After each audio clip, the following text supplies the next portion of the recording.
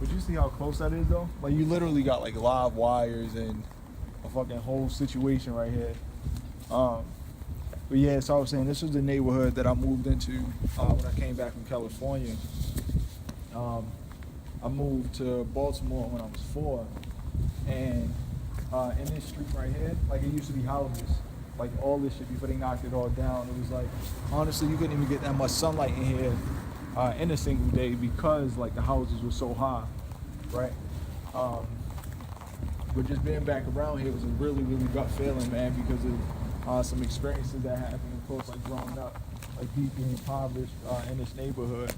And I used to always tell people, like, yo, even when it was homes here, it looked worse because it wasn't grass on the ground. It was just all these vacant homes. And I was saying, like, yo, what we used to do for fun was throw rocks through windows and shit, break windows, and then, like, the old heads would be upset. But we ain't know no better. Or we would see dead rats in the street, and we would use sticks to fling them. Like, yo, see how high, like, they can go in the air for real. Like, that would be... Playtime. Yeah, exactly. Or we would use this little strip right here to have rock fights because it was like broken tables. Like it used to just literally be trash around. So we used broken tables as shields and shit. And we was throwing rocks back and forth at each other until one of my homies got hit in the head like with a rock and then like bust his head open. Playtime is over. Yeah, so we stopped. And then this shit right here was crazy too because we were skinny enough to get under the gate and go through the gate. So again, not knowing any better, what we would do is if we knew a train was coming, you know, we would put bricks on the railroad track and like old bike frames and shit to see if we could flip the train. Yo, like it was stupid. You feel me? Like I mean, of course it never happened. The bikes would just get like crunched up and shit, but we ain't know. And then we also we was bad as shit. Now that I think about it, right? That was supposed to be like this really. Y'all were adventurous as hell. All right, well yeah, we was adventurous, man. We made up our own games. But I also remember too, like we really anticipated the train coming by because we would throw rocks at the windows. You feel me? Like when we saw passengers and shit. But yeah, yo, so this is the strip right here. Ain't much change for real. Like it was a couple people that lived here. I forget if it was either 1420 or maybe 1422. But this one elder used to live here. His name was Mr. Thomas. This really old black man for real. And I was mad young, and he was already 60, probably 70 plus. So I know he transitioned on. But one thing I remember about him was that he was a historian, yo, and how he would do it was he would collect rainwater in mason jars. So every time it snowed in a particular year, he would capture the snow, let it melt, and then he would collect those mason jars in his house. And that shit was pretty dope. So he would literally be like, yo, sometimes he would take sips of like the rainwater and shit, yo, like literally to be able to taste snow from a certain year, yo. And that shit was pretty fly. He was the illest. Yeah, nah, and now I'm even able to have that conversation, you feel me? Like I send a blessing to him, yo, because like yo, that's some very intrinsic, like really, really dope stuff to do, you feel me? Like he was a collector, yo, and a historian before I even knew what that was. Yeah. Give him a name and position. What type of position would he have? Like, you know how like people be like astrologists or archaeologists or... Yeah, I would say probably more along the lines of like anthropologist and again a historian, man, because and maybe even a could it be like a chemist? I don't know. What framing could he been? Yeah, I was trying to think like somebody who would like study water and like all that other stuff. So maybe like a geologist. Yeah. You know what I'm saying? Like a neighborhood geologist, man. Better know it. The neighborhood always has key people and key things. Perspective is everything. Yeah, yo. And again, that's just a blessing to have that type of memory, yo. Because I remember being in like the old house with the like little rickety shelf, little gold frame shelf. But I still remember many years, yo, of him collecting rainwater since he was a child. You know what I mean? And then there was even certain times I remember coming back to this neighborhood, yo, and people actually still lived here. Yeah. You know what I'm saying? So I don't know if that's the case now. I mean, you know, but just imagine, like, wild stuff, bro. Like, Gotta find adventure in everything. yeah, man. Focus your lens. Challenge what you see and know that there's more. Absolutely. Understand your position. and opportunities that could come out of you using the fuel from being in such destitute areas to say, like, when that train passes every day, I'm going to sit there and I'm going to say where I want to go or where I think it's going or how I can possibly be on it. Type shit. And that's dope too, because once I started playing DC a little more, I prefer the train, you feel me, versus driving. You get there in an hour for real comfortably. So it's interesting, yo, to see like just being on the other side, you feel me? And I remember some wild shit like on the street right here, you feel me? Like some wild neighborhood shit.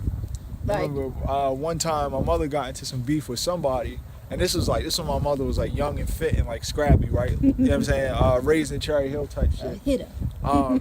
Yeah, yo, and somebody was on some wild shit. I think she was picking with one of her friends. And yo, my mother somehow came outside with a golf club, my nigga, and like Don't even play golf. and right, you know what I'm saying? Like probably ain't never been on the green in her life, man. And y'all and went to town, y'all, and I ain't never seen my mother react like that to nobody. You feel me? And then this also used to be, because remember we was younger, you feel me? So even though that's all we had was this little ass strip, because we couldn't play on this, it's cobblestone, yo, we would all race, you feel me? We'd either have rollerblades, big wheels was popping back then, you feel me? And whoever was lucky enough to have a bike, niggas had their bikes, and we would literally start at the top of this hill, yo, and just race down. You feel me? Race down, yo, whoever got to the end of the block. And I remember the most we would do, like if we wanted to get like some physical activity, because remember before it was grass and stuff, here it was all houses, so we would go right on this little strip right here on Broadway and like play catch with the football. And it's funny, yo, because like right where this fence is at is where my house used to be. You feel me? This was 1400, yo. Until? Yeah, 1400 Bethel Street, man. It was your house until? Oh yeah. So we had this one situation to where one day, it was probably an incident of like somebody smoking in the house or some shit like that. It was a vape though. And some fucking snow came through the spot. Like I said, some snow, some fucking smoke came through the walls to the point where yo, this house was on fire when we were asleep. And just how it was back in the 90s and shit, Mom Dukes wasn't home. She was probably like at the club or something with her sisters, yo.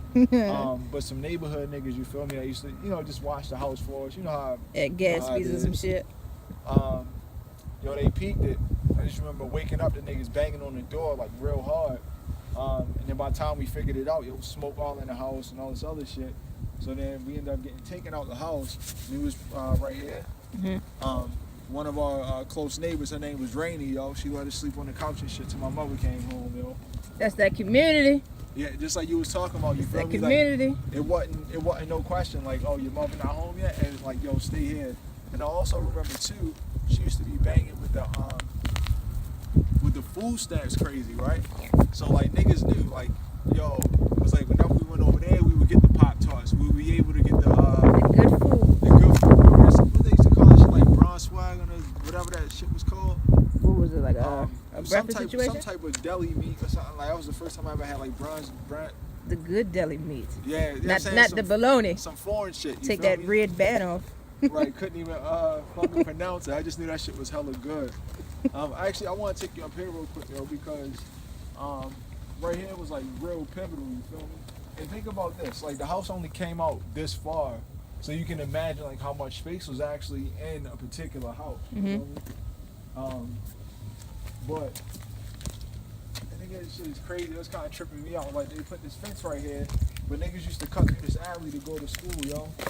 Every day, you know what I'm saying? Madison Square. 7 a.m., 8 a.m. shift. Yeah, man. So, I remember living right here, and you can tell where the backyard was. It ain't actually, actually being back here, now that I think about it, it ain't all bad. You feel me? Because I remember being in this backyard, yo, and like you said, at the height of the 90s, like we were encouraged to go outside and explore. Yep. You feel me? So when I was out here, I was actually playing in the dirt and would like find worms and some cool shit, you feel me? Flipping off walls, and that's how I knew I was like, I knew I was active and I was like physically fit. Because at the same time, I used to get picked on for being born with cerebral palsy, you feel me? So it was like, this is my little gym. This was my exploratory place, like, you know what I'm saying? This was my little science center back here, man. Discovery Zone. Exactly, yo. Before niggas had any options, man. And I remember at 10 years old, And I don't think I ever told my mother this story, yo. I remember some wild shit though. She tried to punish me. I remember being in the house, my chest all swole up like, Don't beat him, man. I'm a whole decade. I just remember keep saying that shit like, man, I'm a decade now. So my dumb ass, man, we used to have like a little side window where the stairs was. So I was like, yo, I think I can make it out of here. You feel me? So I literally jumped out the side window, yo, just to like fake escape, and then ran back in the house so I wouldn't get caught. You know? But at least I was brave enough to jump you out was the adventurous. side window. Yeah. You owned that. But actually, I put this in a couple of my songs before, yo, because we talked about it, like the kids in the 90s and like how shit used to be different, right? So everybody has their own. Everybody, I think, here has their own relationship with like drugs or hustling or whatever you want to call it. But I do remember, yo, being right here, man, and literally looking down the alley, and it was, yo, 40 to 50 people, yo, fucking lining this alley, yo, making the tests, you feel me? 7:30 in the morning, like on some regular. It was like clockwork, you feel me? Some regular shit. So yeah, yo, it's just trippy, yo, to see the neighborhood like this now, man. But being back here is interesting too, because who would have ever known, you feel me, like a kid growing up here, especially in these conditions, yo, would have traveled to Honduras or Peru. You feel me? Stamps on the passport and shit, and seeing like clear blue waters, yo, and like being at the mercy and being humbled by dialect. You know what I'm saying? Like not being fluent in Spanish, so you had to be a person of the land. You feel me? It all matters. Yeah, and trust your instinct, yo. But then to also know that people, as crazy as this looks, it's conditions that are far worse. You know what I'm saying? There's people that don't have electricity, people that literally. And from you traveling, you got to see that, like, what's really third world. Yeah, exactly. You know what I'm saying? But I also remember too being back in, yo, and then the needles with the orange caps on them was everywhere. Seeing little vials out here with the little shits, that was everywhere. You know what I'm saying? Like, it was a regular day. But then it's interesting, you feel me? Because it's like, you see the back porch of somebody's shit, like, yo, that's crazy. But who would actually want to sit out back and look at this? You know what I mean? Like, this be across from you. But then also, it's just like, yo, everybody has their piece, you feel me? Yep. Some people don't mind. Yep. Everybody's vision is different. Yeah, yo. It's just interesting, man. So this was home, yo. Well, I would say a good 5 years. A good 5 years. Because when we first got back, we went from couch to couch, real, staying at my grandmother's house over west. Couple shelter situations, from time to time. But the interesting part about that too, yo, is that that's almost just like life here in Baltimore, yo. Because I'm pretty sure if you ask 10 more people, I would say between 6 to maybe 8 or so of those people have a very similar experience. Where it's like, oh yeah, I used to live with my grandmother, or oh yeah, I used to sleep on niggas' couches, or oh yeah, I've been in the shelter before, or my parents were addicted to drugs or alcohol. Like, it seems like, yo, it's just part of growing up here, man. Wow, yo.